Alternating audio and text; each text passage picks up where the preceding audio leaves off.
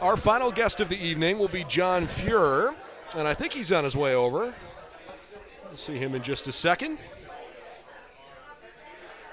Hey, I'm great.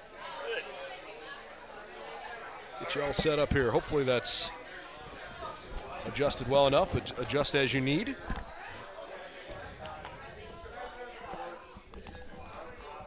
Flip it that way. There we go. There we go. Good? Can you hear me? Yeah. Even better. Yeah. Great to see you. Yeah. Thanks for spending some time with us. No problem at all. Glad to be here. I think it's a lot of fun that we spend a good chunk of time talking athletics on this show, but I think it's important for folks to know what else is going on at BW. And so this week we'd like to spend a little time talking to you about several of the things that you're involved in. Obviously, you've been at BW and a part of this community for a long time. Yeah. And I know the Study Abroad program in particular is very much under your umbrella. Tell us how busy that is. It's not under my umbrella. It's part of what's now the Center for Global Explorations, which is Study Abroad. Sure. But I have been doing this for a while, since 2011. Been taking students to China, and I'll talk more about those experiences. But it's been about 7 trips to China, 5 of them with students, 2 of them with on my own, kind of mapping out what we're going to do and meeting with businesses and universities over there to ask them if they'll host us the following year. So I have gone a couple times by myself, but mostly with students. And I do have a message. I have a message for the athletes. Okay. And I'll get to that in a little bit, but I'll tell you now. So there's 2 types of study abroad students. There's the type of student, very independent student, that just says, I want to go to Italy for the semester. I'm out of here. See ya. See ya. Have a good time. And they're on their own. Sure. They're totally on their own. We don't get a lot of students doing that any longer. I don't know if the pandemic or the isolation of, people kind of want to be home a little bit more. But at any rate, so the second type of study abroad student is the type of student that says, I want to go abroad, but I'm not sure I want to go on my own. I don't want to be gone for a full semester. I'd rather go with a group of people. The idea of dipping your toe in the water instead of jumping right That in. is exactly right. And by the way, many students that study abroad with what's called a faculty-led program, that's what I'm getting to, they ultimately either do a second one or they go alone again. The numbers are very high. Once they do it once, they try to go again. Love the experience. Yeah. That's great. So the faculty-led programs, the message for the athletes is that they're almost always in May. So they don't interfere with a lot of athletics. Schedules. They're only 2 weeks. They're faculty-led. You don't – I hate – all you have to do is show up. So – Sounds pretty good. Yeah.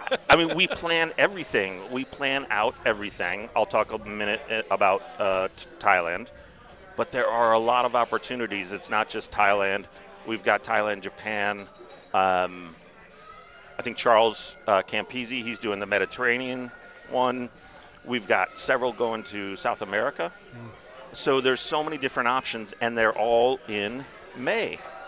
And they're led by faculty. You're typically traveling with about 20 other students. It's just an amazing experience. It's difficult to describe. I always tell students that there's 3 reasons to study abroad, and I wrote this down. Academic development, professional development, and personal development. Those 3 things. Academically, you're going to get some credits taken care of. You're going to get your, your international core done, EXP done, and usually the credit hours will go to your major or minor, or at the very least, they'll go to your total hours of graduation. Okay. So that's the academic part. The professional part, employers love to see on a resume that a student has studied abroad. So in my profession, I have another consulting business, and I work with a lot of HR people. So I know for a fact when they see somebody studied abroad, employers don't ask, did you go with a faculty member or did you do it alone? They don't ask that. They just see study abroad. I want to see the authenticity of you having gone there. That's right. And why do they appreciate that? Because they know that you have the ability to step into an uncomfortable situation, Sure. an unknown situation, and thrive, or at least get through it. So that's the professional side. And then the personal side is this. Have you ever gone abroad? I have gone abroad. I did not study abroad. Okay, so where did you go? I went to Ireland. Awesome. Loved it. And when you came home, what did you feel? Oh, God, I've thought about the trip. I'm not exaggerating. Almost daily in the 10 years since I've come back. Right. So I was only there 5 days. It was a life-changing experience for me. It is. Thank you. So this wasn't planned, by the way. I didn't know he was going to ask me that. It's hand to God. That's true. But it is a fact that the majority of students come home and say, my life will never be the same. Sure. Because actually the students are required to give us feedback, and I can't tell you how many times I have read, I can't believe that world exists outside of Northern Ohio. Why did I wait so long to do this? Yeah. Comments like that, and comments like what you just said, I don't think my life will ever be the same. And so on a personal level, you start, when we were taking students to China, I think the number, as we're getting boarding the plane or whatever, and I say, guys, you're about to go on a trip that only 10% of Americans go on. 1 in 10 people, go visit China. So it puts you in a position, you've done something very, very, very, very different, and something that most people don't do. Yeah. No, I think there's so much value in that, and especially as we've gotten in this age now where students want what they feel like is going to be some real life experience that they're getting out of an investment in going to college. The world's not in your books and in your maps. It's out there, and you go. Yeah. Right? And the idea that you can check off academic boxes by going and doing those experiences, but the way they resonate with you and the things you learn that you never could have imagined you'd learn by putting yourself in situations. You made the comment earlier. Employers like to know that students are willing to put them in positions where they're uncomfortable. You can't grow as a person unless you get in those situations. You need to get comfortable being uncomfortable, and this is a great way to kind of get that ball rolling. And our students, whenever you travel, I don't know about you, but whenever I travel, the anxiety kind of ramps up a little bit, especially when you're traveling to the other side of the planet. Absolutely. And so we talk to students about the mental challenges of traveling abroad. You're in a lot of planes and trains and buses and you're packed in there, and it can get stressful. So we talk about coping mechanisms. We go through all of that in the lead up to these the faculty-led study abroad programs. There's always an orientation, and we cover all of these things like the mental stresses of traveling abroad. Some students are perfectly fine. They just bring their shorts and their flip-flops. They're good to go. Yeah, no kidding. And then other students, it can be stressful for them. But we work with students on that, and it almost always works out without problem. So I'm sure the number one question that you've gotten in the last couple of years is, how has COVID and closed borders and all those things, how has that affected this program and the outlook on it? To put it simply, it has shattered study abroad across every university. Yeah. The shutdown and the isolation, and it everything canceled. So we were supposed to go on, I don't know which, it was seventh trip or whatever it was, in May of 2020. My co-leader and I, Dr. Leah Wong, over in sociology, she was my co-leader for all of those trips to China. She's wonderful. So we were getting ready to do yet another trip. Had a great group of students ready to go. And in January, when we came back in January 2020, first 2 weeks of January, we're still going. There's this weird pandemic thing. But, we'll be okay. We'll be fine. We'll be fine. A couple weeks later, I'm not sure we're going to go. 2 weeks after that, we can't go to China. Yeah. So we moved the program to Vietnam and some other places. 2 weeks after that, we can't go to Vietnam. Funny enough, then 2 weeks after that, we said, well, let's go to Hawaii. And there was a little pushback from the parents. You're not taking my kid to Hawaii to study abroad. So it was kind of funny. But the kids were the students were fired up about it. They're like, sure they were. Yeah. And then 2 weeks after that, we were going to Ireland. Like, great, Ireland, it's isolated. They're not going to get it. 2 weeks after that, Ireland shut down, and the program was just done, over. And so from that point to pretty recently, study abroad has been shut down, not just on our campus, but everywhere. Sure. We work with an agent over in China that helps us set up everything, and they're actually helping us set up Thailand for 2023. Same agent. And I've met the CEO of this agency. I mean, his business was destroyed, decimated. It was absolutely destroyed. That's what they do, and so for 2.5 years, he could not do anything. They started doing some virtual stuff, which, it kind of reminded people that we can still do things. It might be virtual, but we can still do something until we get back to the in-person stuff. But he had a rough go at it. So the pandemic just absolutely shut everything down. So the last 2 years have obviously been challenging, but the prognosis, I hope, is encouraging. Oh, yeah. Yeah. So things are opening back up. In fact, in Thailand, I think it's the president, Thailand was closed off for a while, and the prime minister, I believe it's the prime minister again, he said, we can't do this. A lot of their GDP is based on tourism. And he just said, we got to open. We're going to be careful, but we're going to open back up. Sure. And so that's why we chose. So my specialty, not so to speak, is in China and Southeast Asia. Well, it has become Southeast Asia because there's a reluctance.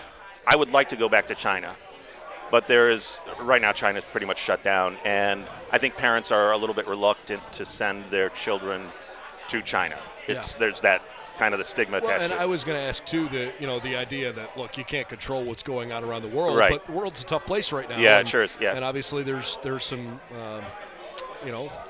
lack of peace on the other side of the planet that is affecting more than just that region, and I'm curious how you handle those tough conversations. Yeah, so we talked to it all starts on a very high level at the university.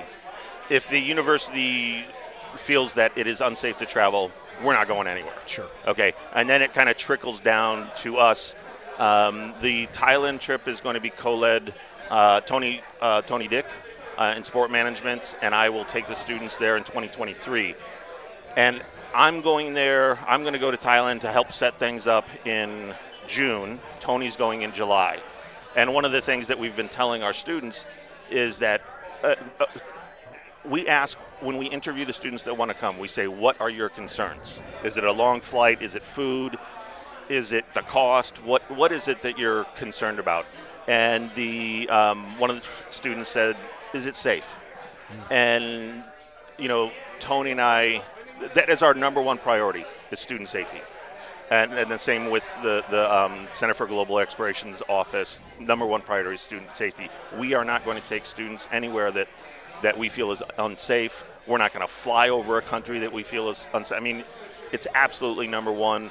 We don't, we make it basically a requirement. If the student wants to go, when we're done with the day and the student wants to go out and explore, we tell them then grab some other students, or you're not going. Sure. So Thailand is a safe place. There's petty crime and petty theft everywhere. It's in Chicago. It's everywhere. So, we have a good. We're very careful about that component of safety. And then we go all the way up to the State Department, because the State Department has 4 levels of security or safety. And when it gets into the red zone, it's no, you're not going. Sure. Yeah. Sure. So, easiest way for students or student athletes, anybody who wants to be involved with this, easiest way for them to get a hold of you or to learn more about information that you guys provide. Yeah. So the first step, obviously, I want to promote our program. Sure. Tony and I. That's Thailand 2023. So, but if you're interested in studying abroad on your own, or if you're interested in the faculty-led study abroad, the first thing you do is you go to the Center for Global Explorations offices, second floor of the Union, and you say, hey, I'm thinking about study abroad. And one of the first questions they're going to ask is, you want to go alone, or do you want to go with faculty-led? And then they'll say, okay, we've got Japan, we've got Germany, we've got Europe. They're going to show you these things, and that's how you get started. If before, and usually then you get started with an application. Now, if before you even open up an application, I've already received 4 emails from students that say, I'm not sure I want to start the application yet. I just have some questions. And I'll set up a meeting with them, a Zoom meeting or in person or whatever. Sure. And we'll go over the costs and what are their concerns and all kinds of things. So anyway, I say that usually the first step is going to that office in the union, but you can always reach out to Tony or me or any of the faculty leaders that are running those things and just pop in and say, I need to know more about this program. Sure, fair enough. Yeah. Before we wrap up, have I given you enough of a platform to talk about the things you wanted, or are there other things? I know you had some notes. I want to make sure you have a chance to hit what you want. We just covered the next steps. I'll be very brief. If you have any concerns, as I said before, a lot of concerns. Like some people, I've never flown before. A lot of people will say I've never flown before. I don't know what to tell you. There's only one way to get across the side of the planet, and that's a long flight. Sure. Food. Even with food, we have had students that have a peanut allergy, and what we do is we'll make up a card. For China, we made up a card in Mandarin that said. In Mandarin said, I have a peanut allergy, no peanut oil, and we would give that to the server, and they'd say, okay, language barrier. A lot of people say, well, I don't speak Thai. Neither do I. You're going to get by. You're going to be fine. So almost all of the barriers. And real quick, I will talk about cost. Our study abroad, we're looking at about $4,800. However, if you've never studied abroad before, you're kind of automatically eligible for a 20% discount on that. Nice. Okay, that doesn't happen if you've already studied abroad through BW, but if you've never studied abroad through BW, 20% off right off the go. Excellent. Right, and then there's other methods to help pay for it. But we're, after many years, we're used to some of those things, not objections or concerns. We're used to those, and we're usually able to get by those. So excellent. I hope you guys will consider it. To the athletes out there, I hope you guys will consider it. It's great timing. It's usually first half of May. Most trips are between 15 and 20 days. Excellent. And we're back home. It's been a wonderful conversation. Yeah, I've enjoyed learning about a little bit about myself, and wish you all the best on your journey as you keep taking students over. Awesome. Thanks. You for your time. Really appreciate it. John Fuehrer. Thanks. Appreciate him very much for stopping by, and we'll continue our program by just looking forward to the